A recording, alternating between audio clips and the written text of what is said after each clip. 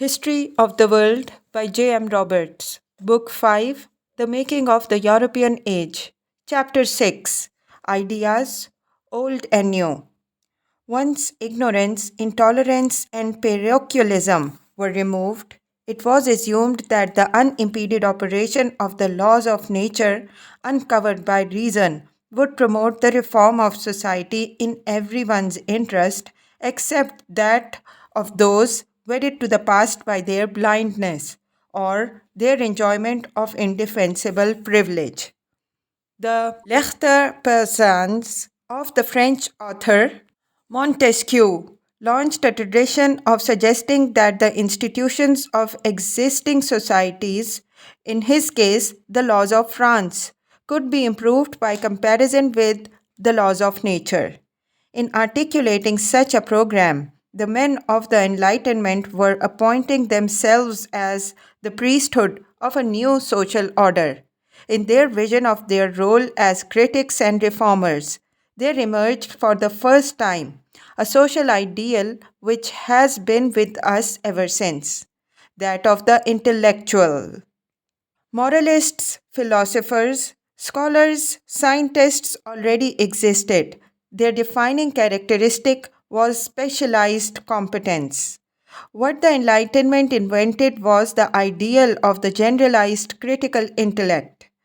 Autonomous, rational, continuous, and universal criticism was institutionalized as never before, and the modern intellectual is the outcome.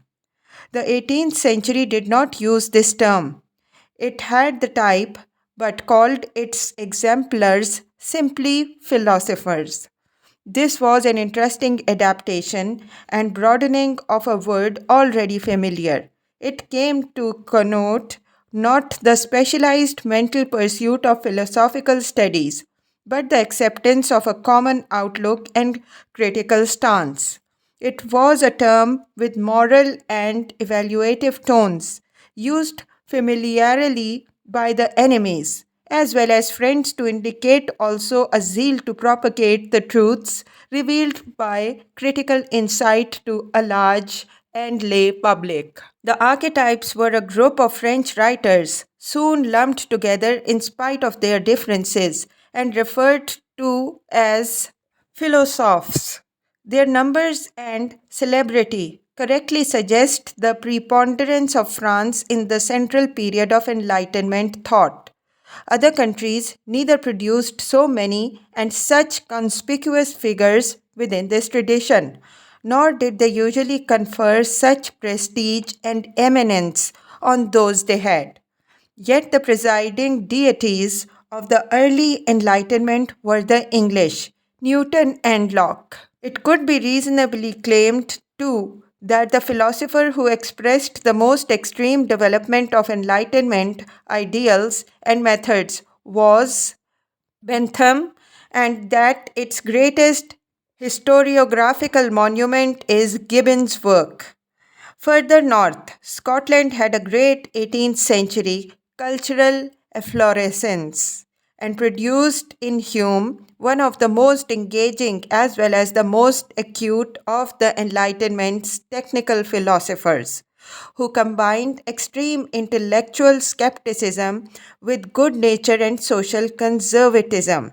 And in Adam Smith, the author of one of the great creative books of modern times. Among Latin countries, Italy was, outside France, most prolific in its contribution to the Enlightenment in spite of the predominance there of the Roman Church. The Italian Enlightenment would be assured of a remembrance even if it had thrown up only Beccaria, the author of a book which founded penal reform and the criticism of penology and gave currency to one of the great slogans of history, the greatest happiness of the greatest number.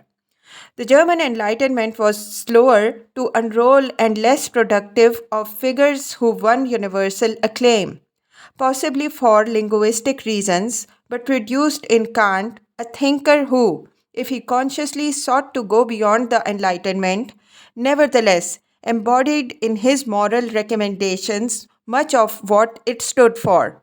Only Spain seemed to lag conspicuously. It was not an unfair impression, even allowing for the work of one or two enlightened statesmen. Spanish universities in the 18th century were still rejecting Newton. Important though the work of other nations was for the history of civilization, that of the French struck contemporaries the most forcefully. There were many reasons. One lay simply in the glamour of power. France under Louis XIV had won an enduring prestige. Another reason is the magnificent instrument for the diffusion of French culture, which lay to hand in the French language. It was in the 18th century, the lingua franca of Europe's intellectuals and its people of fashion alike. Maria Theresa and her children used it for their family correspondence, and Frederick II wrote rather bad verses in it. A European audience was assured for any book written in French, and it seems likely that the success of that language actually held back cultural advance in the German tongue. A shared language made propaganda, discussion, and critical comment possible. But what would actually be achieved by the way of practical reform in the short term was bound to depend on political circumstance. Some statesmen attempted to put enlightened ideas into practice because there were coincidences between the interests of the state and the aims of philosophers. This was especially apparent when enlightened despotisms found themselves running into opposition from vested interest and conservatism. Such conflicts were obvious in the enforcement of educational reform at the expense of the church inside the Habsburg dominions, or in Voltaire's attacks, written to the brief of a royal minister on the Parliament of Paris when it stood in the way of fiscal innovation. Some rulers, like Catherine the Great of Russia, ostentatiously paraded the influence of Enlightenment ideas on their legislation. Perhaps the most important and influential impact of such ideas, apart from those of utilitarian reform, which were deployed against the church, was always in educational and economic matters. In France, at least, the economic recommendations of enlightened thinkers made their mark on administration.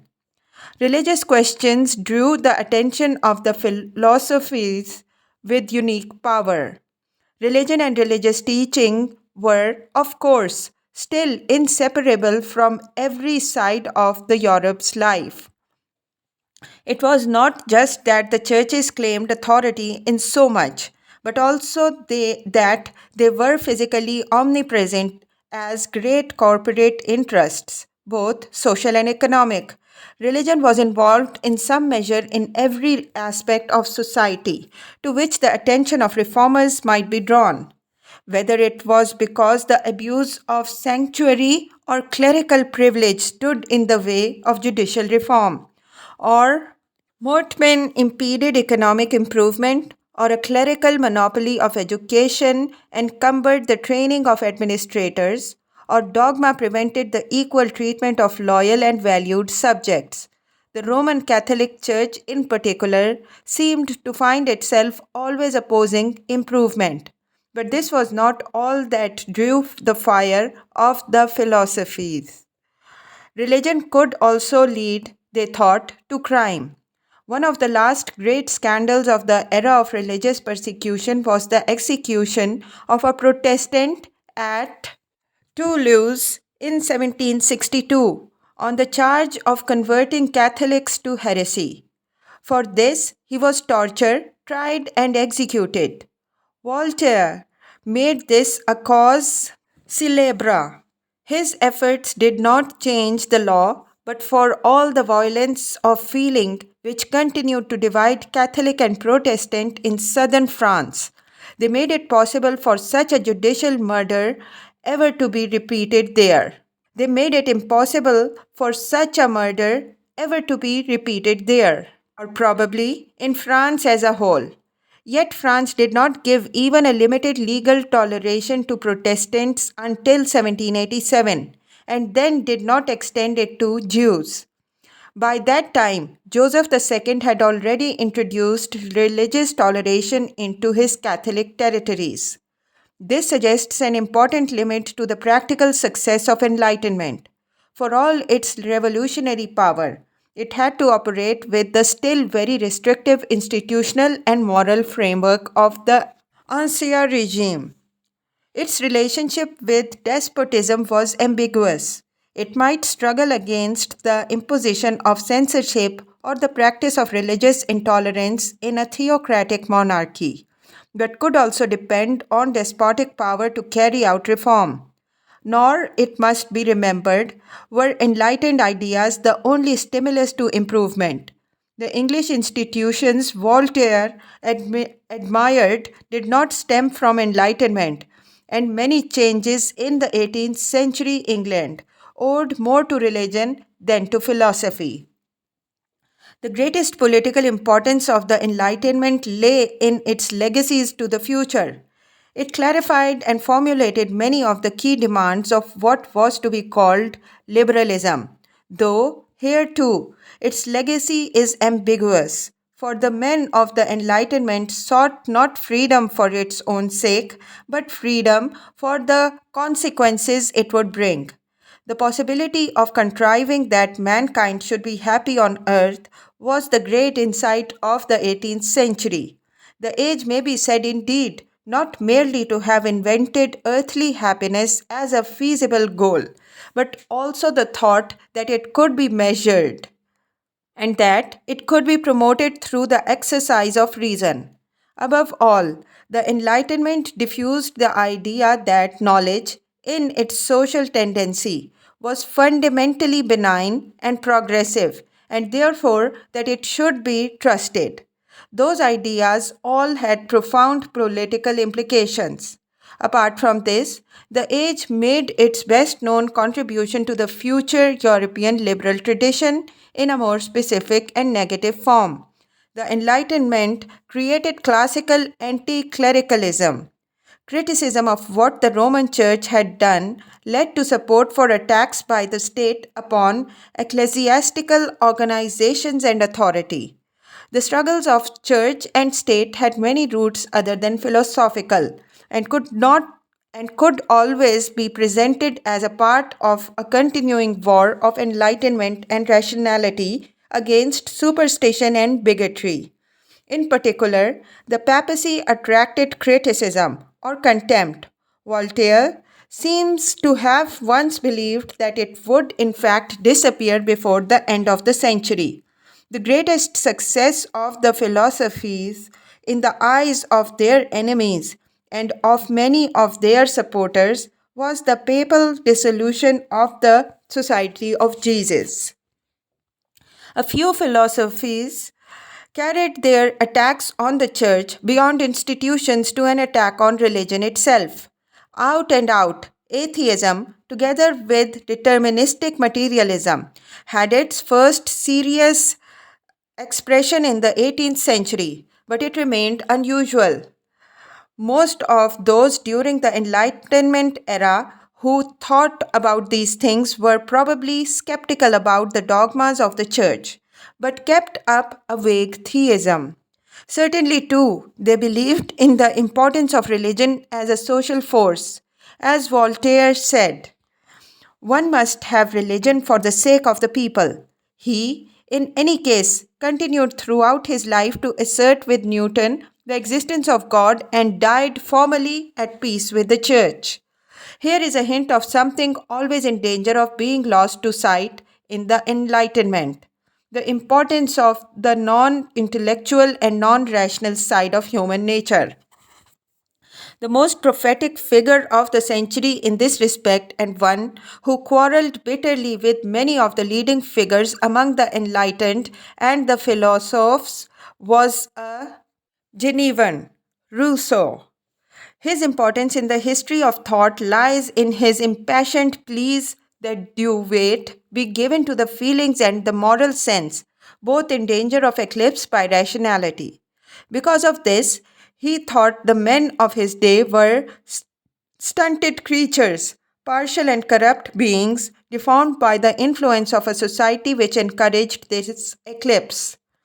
European culture was to be deeply marked by Rousseau's vision, sometimes perniciously. He planted, it has been well said, a new torment in every soul.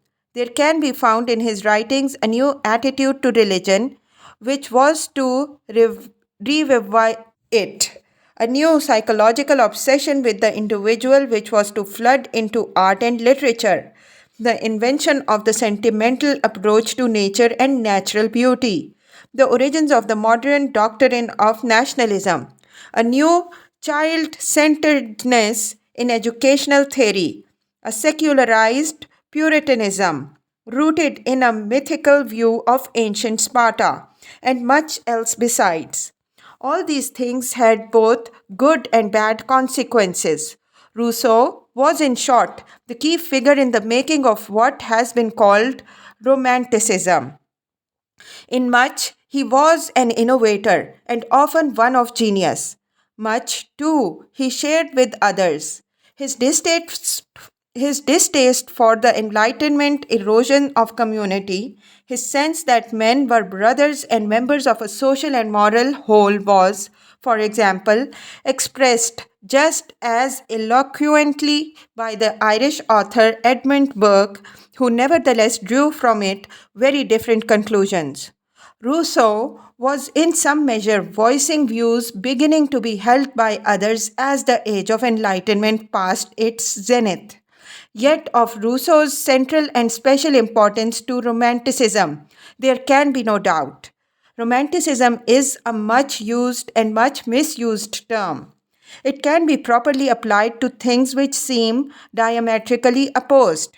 Soon after 1800, for example, some men would deny any value to the past and would seek to overthrow its legacies just as violently as men of enlightenment had done, while at the same time others tenaciously defended historic institutions. Both can be and have been called romantics because in each of them moral passion counted for more than intellectual analysis. The clearest link between such antitheses lay in the new emphasis of Romantic Europe on feeling, institution, and above all the natural. Romanticism, whose expressions were to be so manifold, started almost always from some objection to enlightened thought, whether from disbelief that science could provide an answer to all questions or from a revulsion against rational self interest. But its positive roots lay deeper than this, in the Reformation's displacement of so many traditional values by the one supreme value of sincerity. It was not entirely wrong to see Romanticism, as some Catholic critics saw it, as a secularized Protestantism, for, above all, it sought authenticity, self realization, honesty, moral exaltation. Unhappily, it did so all too often without regard to cost. The great effects were reverberate through the 19th century, usually with painful results, and in the 20th century would affect many other parts of the world as one of the last manifestations of the vigor of European culture.